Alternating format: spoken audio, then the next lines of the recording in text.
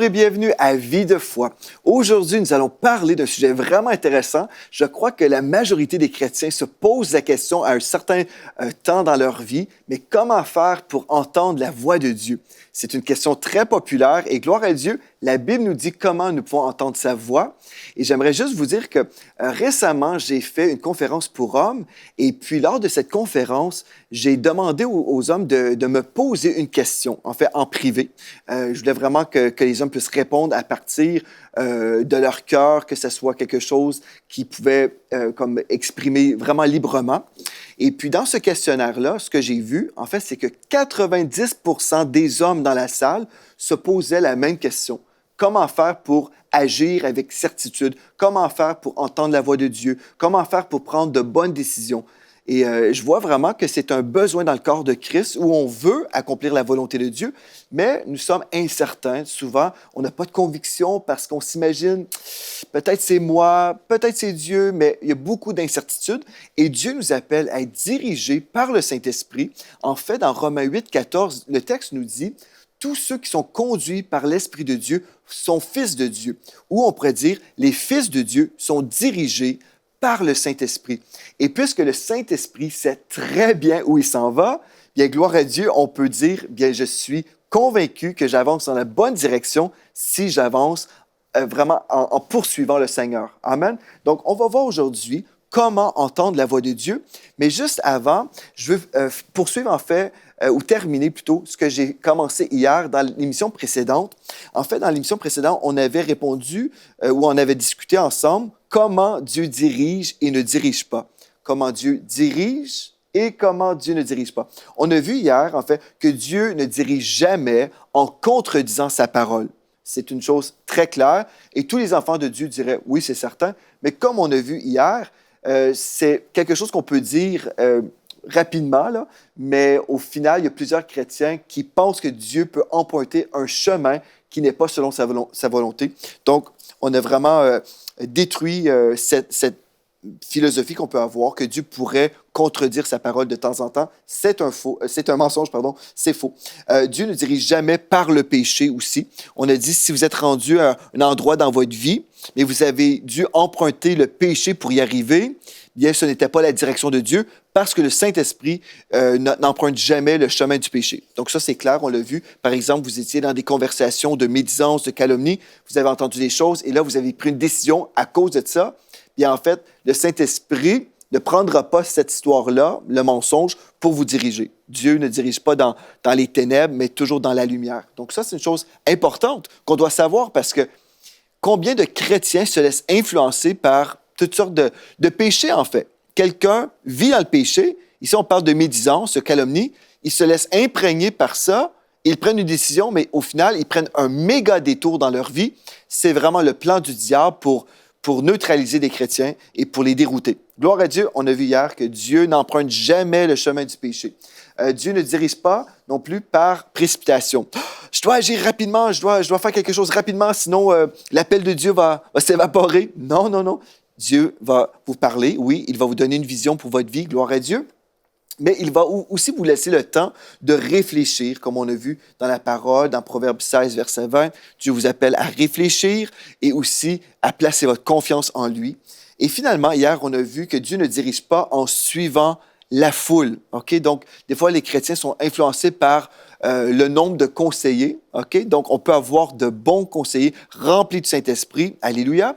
Mais parfois aussi, on peut avoir des conseils qui viennent de la chair, qui ne sont pas forcément selon le cœur de Dieu. Donc, on ne veut pas être influencé par plein de personnes, mais nous voulons être influencés par le Saint-Esprit premièrement. Amen. Et on valorise, en fait, les conseillers, mais on priorise notre relation avec le Saint-Esprit. Et aujourd'hui, en terminant, on va parler en fait aussi que Dieu ne dirige pas par la crainte.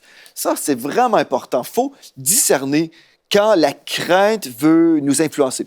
Récemment, je parlais avec une jeune fille qui venait de se convertir en tant que chrétienne. Okay? Elle était autrefois dans une autre religion. Et puis, je parlais avec elle récemment. Elle me disait, « Pasteur, je veux marcher dans les voies de Dieu. Je veux accomplir la volonté de Dieu pour ma vie. Mais je crains que si je m'engage pleinement dans les voies de Dieu, ma famille, qui est dans une autre religion, bien, je crains que cette famille va vraiment couper la provision financière. Et en ce moment, elle exprimait en fait qu'elle était dépendante économiquement sur sa famille qui est dans une autre religion. Et je lui ai dit, écoute bien ma sœur, j'ai dit, Dieu ne dirige jamais par la crainte.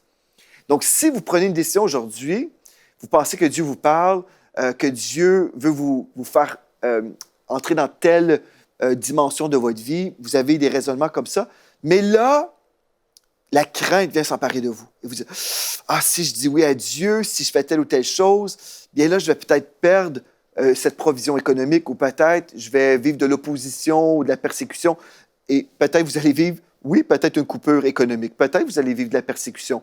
Mais quand on sert le Seigneur, on doit être prêt à s'abandonner totalement entre ses mains et lui faire confiance. Je lui ai partagé en fait que j'ai été témoin d'un baptême il y a peut-être 25 ans. Et puis cette jeune femme était autrefois une musulmane. Et puis elle a témoigné avant de passer par les eaux du baptême. Elle a dit, en fait, aujourd'hui, en passant par les eaux du baptême, elle dit, je sais que je vais être reniée par mon père, ma mère, mes frères, mes sœurs, toute ma famille. Je serai totalement comme reniée par ma famille, mais je passe par les eaux du baptême aujourd'hui parce que je crois en Jésus et je veux vivre pour lui. Donc, on a entendu plusieurs témoignages, mais son témoignage m'a vraiment touché parce que je savais que les autres, oui, ils s'abandonnaient entre les mains de Dieu, mais je voyais que cette jeune fille, elle payait un grand prix pour sa foi en Jésus-Christ. Et en fait, Dieu nous appelle à vivre pour lui, amen, pas pour notre nombril. Et je sais que des fois, on est là, on pense pas qu'on pense à nous-mêmes, mais si la crainte nous empêche de faire ce que Dieu nous appelle à faire, on doit comprendre en fait que ce n'est pas l'outil de Dieu. Dieu, le Saint-Esprit, ne va jamais emprunter du royaume des ténèbres cet esprit de crainte pour vous influencer. Donc, si vous êtes bloqué dans votre destinée ou bloqué dans une bonne décision et vous dites « Ah, je le ferai, mais j'ai peur de perdre. » Attention, ce n'est pas le Saint-Esprit qui vous dirige. Et comme j'ai dit à cette jeune fille récemment, j'ai dit « Écoute, j'ai dit, si tu perds la provision de ta famille, j'ai dit, Dieu va prendre soin de toi. » Parce que la Bible nous dit, l'Éternel est mon berger, je ne manquerai de rien. Ne crains pas le manque, Dieu va prendre soin de toi si tu es un enfant de Dieu. Et j'avais déjà partagé plein de témoignages que j'ai vécus, en fait, des provisions, des miracles de provision. J'ai vu vraiment la main de Dieu dans ma vie à maintes reprises. J'ai vu que Dieu était toujours fidèle. Il a toujours bien pris soin de moi. Alléluia! J'ai quitté un travail qui était bien rémunéré et je suis revenu au Québec avec rien du tout, sauf Dieu. Alléluia, pas de salaire, 0 cents comme salaire. Mais j'avais Dieu et Dieu a pris soin de nous surnaturellement. La provision de Dieu était là jusqu'au jour où on a démarré l'Église qu'on a fondée en 2008. Et depuis ce temps, j'ai toujours eu un salaire toutes les semaines. Dieu a toujours pris soin de nous. Alléluia, parce que Dieu prend soin de ses enfants. Gloire à Dieu. Donc, je pense aussi à une autre situation où un jeune homme, il est venu me rencontrer dans mon bureau. C'est un jeune homme qui était dans un péché. Et puis il m'a dit, je viens vers vous parce que je vais être délivré de ce péché. Je lui ai prêché le message de la croix. Il a reçu sa délivrance dans mon bureau. Il est sorti de mon bureau totalement transformé. Je l'ai revu des semaines plus tard, totalement transformé. Alléluia. Mais quelque temps après, ce jeune homme est retourné dans son ancienne religion. Et j'ai dit, mais qu'est-ce qui t'arrive? Jésus t'a libéré. Il a dit, oui, je sais. J'ai dit, mais la puissance de Dieu, tu sais, c'est en Jésus et ce n'est pas dans cette religion. Mais qu'est-ce que tu fais retourner dans cette religion? Il m'a dit, mais Pasteur Joël, tu ne comprends pas. Je suis obligé d'être dans cette religion. J'ai dit, mais pourquoi tu dis ça?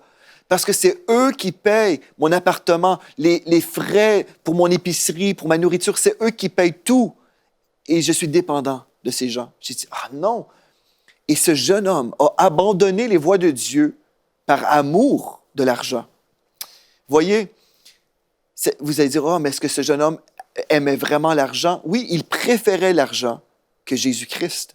Donc, tout ça pour vous dire, ne craignez pas le manque, ne craignez pas, en fait, l'opposition que vous pouvez vivre. Servez le Seigneur, Dieu va vous diriger et il va toujours prendre soin de vous. Mais il doit être numéro 1 dans votre vie. La Bible nous dit dans Matthieu 6, 33, « Cherchez premièrement le royaume de Dieu et sa justice ou sa façon de faire les choses. Et toutes les autres choses, Dieu va s'en occuper pour vous. Il va vraiment prendre soin de vous. Alléluia. Donc, Dieu ne dirige jamais par la crainte. Amen. Et Dieu ne dirige jamais par une motivation orgueilleuse. Oh, OK. pourquoi je parle de tout ça? Dans le corps de Christ, on a beaucoup de personnes qui sont dans un ministère en ce moment et ils refusent de quitter un ministère, même si dans leur cœur, ils souhaiteraient faire autre chose dans l'Église ou dans le ministère, peu importe. Ils ressentent l'appel vers autre chose, mais ils sont valorisés par leur titre, ils sont valorisés par la vision que les gens peuvent avoir de leur vie. Je suis responsable de tel département. Et là, oui, ils pourraient faire d'autres choses, mais ils perdraient le titre ou ils ont une ambition que s'ils sont dans tel poste, ils vont pouvoir accéder à un poste encore supérieur. Mais Dieu ne dirige pas comme ça. Dieu ne dirige pas par votre ambition personnelle. Je me souviens, quand j'ai commencé à travailler à l'antenne de télévision Miracle Channel à l'époque, en 2003, je suis arrivé en 2003 et on m'a donné le poste d'un directeur. Mais après, moi, j'avais à cœur de faire d'autres choses. Et en fait, je devais prendre une position inférieure. Et c'est moi qui ai dit à mon patron, moi, j'ai le désir de faire ce travail qui semblait inférieur, mais pour moi, je ne pensais pas comme ça. J'avais à cœur, en fait, de faire un autre ministère dans le cadre de ce grand ministère. Et mon patron, à l'époque, a dit, mais t'es sérieux, tu veux faire ça? J'ai dit, oui, j'ai à cœur de faire ça. En fait, c'était un ministère de service. J'avais à cœur d'aller servir dans un ministère.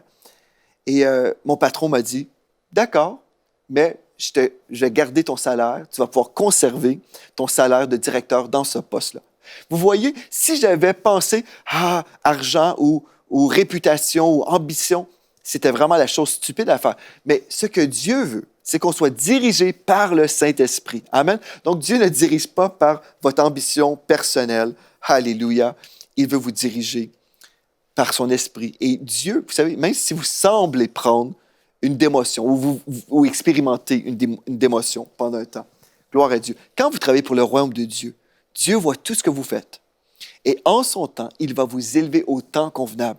Mais vous devez vous humilier devant le Seigneur et dire, Seigneur, pas ma volonté, mais la tienne. Amen. Alléluia. Je crois qu'il y a des personnes qui peuvent être libérées aujourd'hui. Peut-être vous êtes dans un ministère en ce moment, vous êtes en service et Dieu vous appelle à faire d'autres choses et vous pensez que vous ne pouvez pas quitter ce poste parce que, vous avez eu cette ambition de vivre autre chose, d'avancer. Bref, suivez la direction de Dieu. Et certainement, parlez avec vos autorités spirituelles. Vous pouvez réfléchir aussi et dire, j'aimerais ça faire autre chose. J'ai vraiment à cœur, par exemple, les enfants. J'aimerais ça m'investir dans la jeunesse. Mais en ce moment, je chante à l'église, par exemple. Et je sais que, bref, parlez ouvertement avec vos autorités spirituelles. Prenez des rendez-vous et échangez avec eux. Et puis, gloire à Dieu, le Seigneur va vraiment continuer à vous diriger. Mais on enlève les choses négatives qu'on a vues, les façons que Dieu ne dirige pas pour arriver aujourd'hui et voir comment Dieu dirige. Amen. Premièrement, on veut voir que Dieu dirige clairement et avec conviction.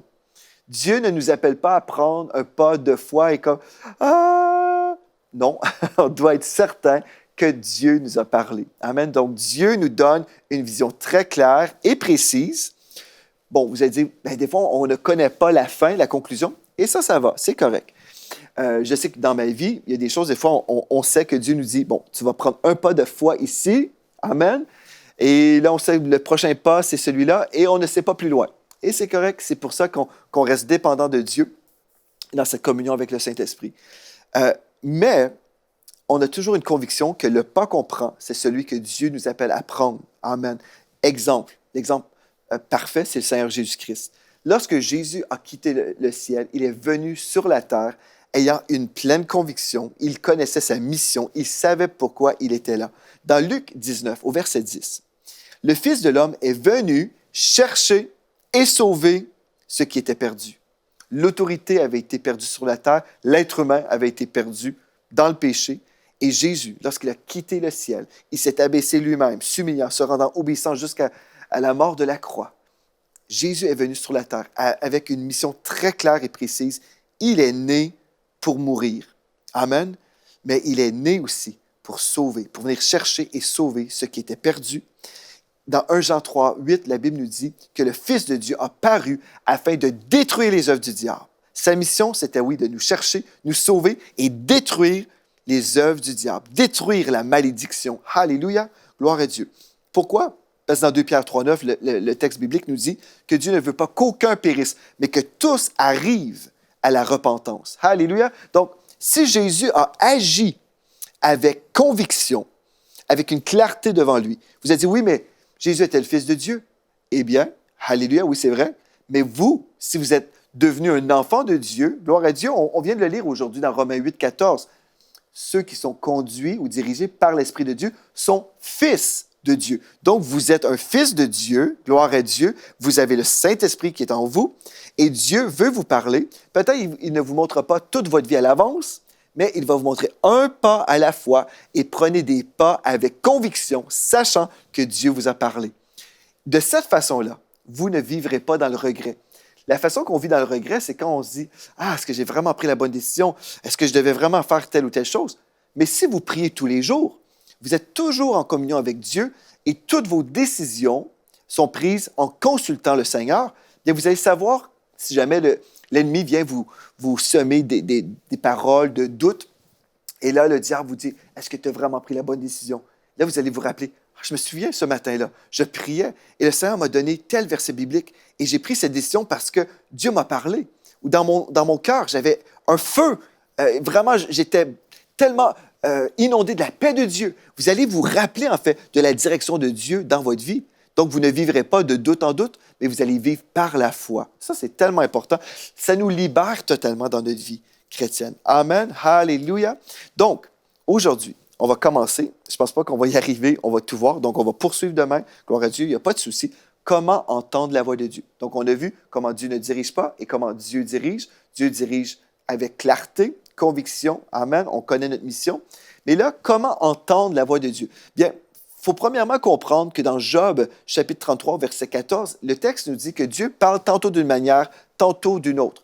Donc, on doit comprendre que Dieu va parler de toutes sortes de façons, n'est-ce pas? Tout comme nous.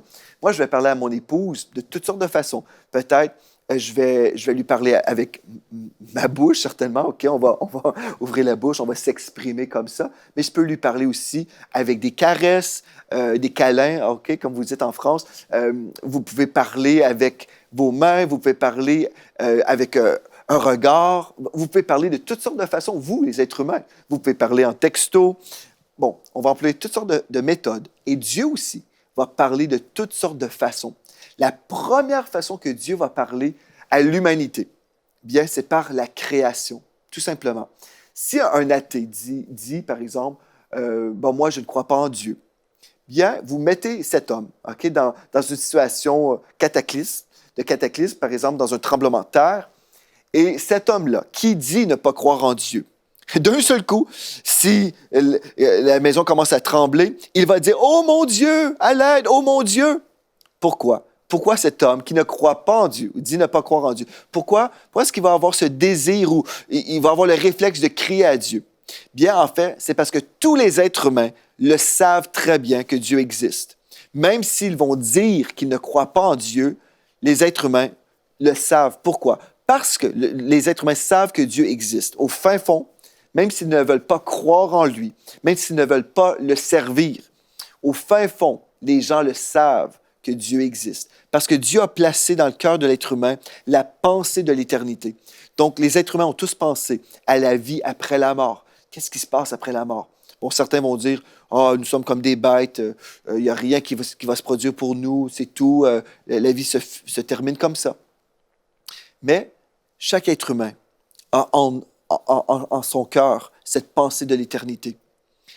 Et Dieu, en fait, témoigne à tous les êtres humains, même s'ils ne prennent pas la peine, le temps de lire la Bible. Dans Romains chapitre 1 au verset 20, nous lisons, « En effet, les perfections invisibles de Dieu, sa puissance éternelle et sa divinité se voient comme à l'œil depuis la création du monde. Quand on les considère dans ses ouvrages, ils sont donc inexcusables. » Le témoignage est là. Vous avez simplement besoin d'ouvrir les yeux en sortant de votre maison. Regardez un peu plus haut. Vous voyez le ciel. Vous voyez la splendeur de la création autour de vous. Imaginez, il y a un créateur derrière la création et tous les êtres humains le savent très bien, même s'ils disent le contraire. Donc, vous savez, quand on veut évangéliser un athée, par exemple, moi, je ne prends pas le temps de commencer à argumenter avec la personne. Je veux vraiment plutôt être connecté avec l'Esprit de Dieu pour parler au cœur de la personne, plutôt que de lui parler juste au niveau de son intellect. Parce que l'intellect, qu'est-ce que l'intellect fait, en fait? Bien, l'homme naturel ne reçoit pas les choses de l'Esprit de Dieu parce que c'est spirituellement qu'on en juge. Donc, si on parle intellect à intellect, il n'y aura pas de résultat, forcément. Mais si je parle au cœur de la personne dit « Ah, je ne crois pas en Dieu. » Ah, c'est ça que tu dis. Parfait, il n'y a pas de problème. Mais là, je parle à ton cœur. Et là, je reçois de l'Esprit de Dieu une parole de connaissance, une parole qui te concerne. Et je dis, mais tu vois, quand ton père te frappait dans ton enfance et quand tu t'es rebellé contre Dieu, à ce moment-là, tu croyais que Dieu était l'auteur, mais Dieu n'est pas l'auteur. Dieu t'aime. Et vous savez, vous commencez à parler surnaturellement, inspiré par le Saint-Esprit. La personne qui dit ne pas croire en Dieu va se mettre à pleurer et va ressentir l'onction du Saint-Esprit. Alléluia. Donc, comment entendre la voix de Dieu? Premièrement, toutes les personnes sur la terre peuvent entendre la voix de Dieu en ouvrant les yeux. Amen. Vous allez dire entendre en ouvrant les yeux? Oui, comme ça. Tout simplement, on peut voir que Dieu existe de cette façon-là et que Dieu parle. Toute la nature parle d'un créateur. Amen. Les collines parlent, les feuilles, les arbres parlent. Gloire à Dieu. Alléluia. Une autre façon que Dieu parle par la parole de Dieu. Amen. Alléluia. Dans 2 Timothée, chapitre 3, verset 16, un texte qu'on a déjà lu dans le passé, qu'on va toujours relire, en fait, qui est vraiment un verset clé pour chaque enfant de Dieu. Le texte nous dit, 2 Timothée 3, verset 16, que toute écriture est inspirée de Dieu. Quand nous parlons de l'inspiration de ce livre, bien en fait, cela veut dire que ce livre est unique et vraiment mis à part comparativement à un autre livre. Ce livre, la parole de Dieu, elle est inspirée. Cette écriture, toute écriture est inspirée de Dieu.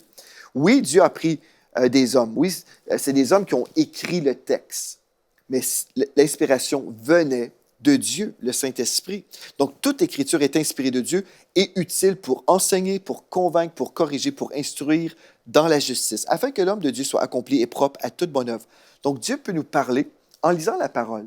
Amen. Donc, vous êtes en train de lire la parole de Dieu, le logos, OK, ou la parole écrite. Mais là, en lisant le texte, vous pouvez aussi recevoir un réma, c'est-à-dire la parole illuminée dans vos cœurs. Vous êtes dans une saison particulière dans votre vie, vous lisez un texte et vous avez déjà lu ce texte-là. Mais parce que vous êtes dans une saison particulière, l'Esprit de Dieu vous accorde un réma. C'est comme s'il y a une lumière. Dieu met sa lampe de poche sur ce texte et vous êtes touché spirituellement. Vous savez, oh wow, Dieu me parle dans ma situation actuelle. Je reçois un réma, une nouvelle révélation en lisant le texte. Gloire à Dieu. Donc Dieu parle par la création et Dieu parle aussi par la parole de Dieu, sa parole inspirée, une parole vivante, plus tranchante qu'une épée à 2 tranchants. Alléluia. Cette parole, elle est vivante et efficace dans votre vie. Gloire à Dieu. Et Dieu parle aussi, une troisième façon que Dieu va nous parler, c'est dans notre esprit. On a fait référence souvent au Saint-Esprit, mais le Saint-Esprit habite votre esprit si vous êtes un enfant de Dieu. Dans Proverbe 20, verset 27, le texte nous dit « Le souffle de l'homme est une lampe de l'Éternel. » Tout comme dans le psaume 119, nous voyons que la parole est une lampe à mes pieds. Donc, la lumière sur mon sentier, la parole de Dieu est cette lumière, mais aussi, la Bible me dit que le souffle de l'homme, c'est-à-dire mon esprit, est une lampe de l'Éternel. Donc, dans mon esprit, je vais recevoir la parole de Dieu aussi. Dieu va me parler dans mon esprit. Et une des choses que je peux vous dire, par exemple, juste pour vous illustrer, ce matin, comme je me préparais pour cette émission précise, je disais, Seigneur, pour cette deuxième émission, qu'est-ce que tu veux dire au peuple de Dieu? Et dans mon esprit, j'ai entendu le nom Éric. Éric. Je ne connais pas d'homme qui s'appelle Éric dans mon entourage. Et là, le Seigneur m'a donné une vision. Dieu peut nous parler aussi par des visions. J'ai vu un morceau de casse-tête, un puzzle. Et dans mon esprit, Dieu me disait, dis à Éric qu'en fait, il n'a pas à se casser la tête, que sa vie est entre mes mains. Et Éric peut être vraiment dans la paix et dans la joie. Il peut me remettre ses casse-têtes. Il ne sait pas trop quoi faire en ce moment, mais il essaye de toutes ses façons, de tous ses moyens. Il veut essayer de mettre ces morceaux de casse-tête ensemble. Mais Dieu dit à Éric, sois en paix.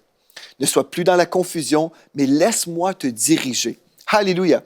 Donc, Dieu nous parle pour nous-mêmes, amen, mais Dieu nous parle aussi pour les autres.